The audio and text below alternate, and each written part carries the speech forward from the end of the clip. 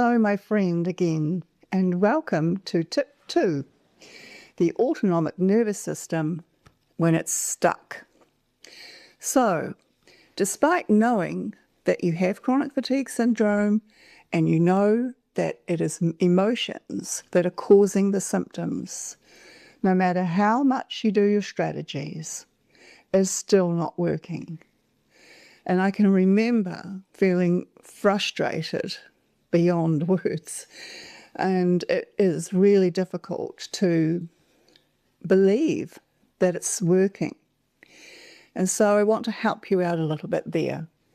So we all know that the emotions are causing the symptoms, and you don't get the same pain with, but it's very similar, a broken leg, for example. With a broken leg, you cannot use the mind to stop the pain. That's meant to happen. It's an alarm to protect you from moving and making it worse. But the symptoms are so similar that you go for scans like I did. You go for more tests, and what that does is once you've done all the tests, you're really just going back for more fear-minded approaches, and that is going to lock it in, basically, in fear mode. And so that's one reason why when you're doing the strategies and then they're not working and the symptoms may get worse, you may have stomach pain, and of course you can check with your doctor, but nearly 99.9% of the time with CFS patients, they go in, they have a scan, I did, and they say, you're fine, you're absolutely fine, there's nothing wrong. And then you feel really slack because you can be a little bit gaslit sometimes, here she is again kind of thing, or he. So when you want to convince it, what you're doing is keeping positive with your strategies. And that's how I know it's really hard, because you're so sick of being sick, and now you've got to do this work and act happy. But my friend, that is the way out through this maze. And I can tell you, I have been to dead ends 100 times. And when I found out that it takes time, I became more patient, more accepting first, and then more patient. So the symptoms are there. There's more than one. There might be 12. There might be 30. Everybody's different. And you've got to convince it. And so we all know that with repetition, as I've talked about before, that little monkey character, the old brain, is listening, sensing. So he doesn't understand, or she doesn't understand your words. You could speak all day and it wouldn't understand. You could be talking about anything. It doesn't understand a language, but it does understand the linguistic language. So the emotions through the body, how you sit, not clenching, smiling, and doing your strategies as well, which are all connected to that, what you're doing, immediately sends that positive emotion and triggers the chemicals of happy oxytocin and all those things, and the happy hormones. And of course, then the trillions of cells also are smiling. Literally, they can actually see this on a camera when they do scans, the neuroscientists.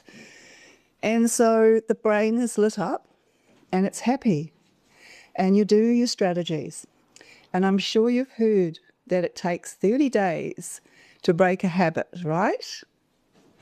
And so just for an example, away from CFS, I had a little habit where I was getting up in the night and going to the bathroom, and then I'd think, I just have one biscuit. And then the next night I was doing it twice, and I was like, oh. And I did this for quite a while, and I thought, wow, Trish, this is not good. I'm a coach. I need to stop this.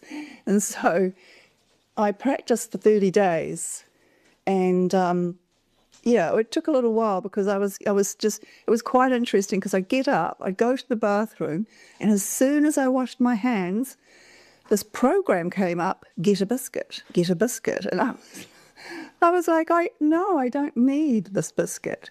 But I would go, oh, it's okay, I'll get it, you know.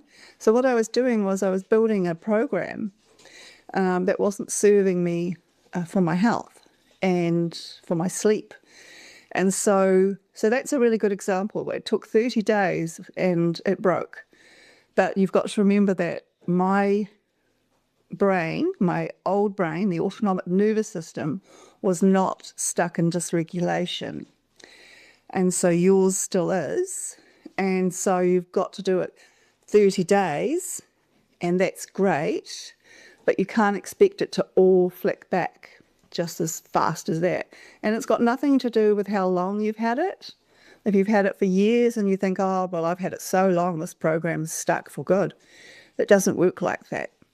You can have it for 1 year, 6 months or whatever, 30 years.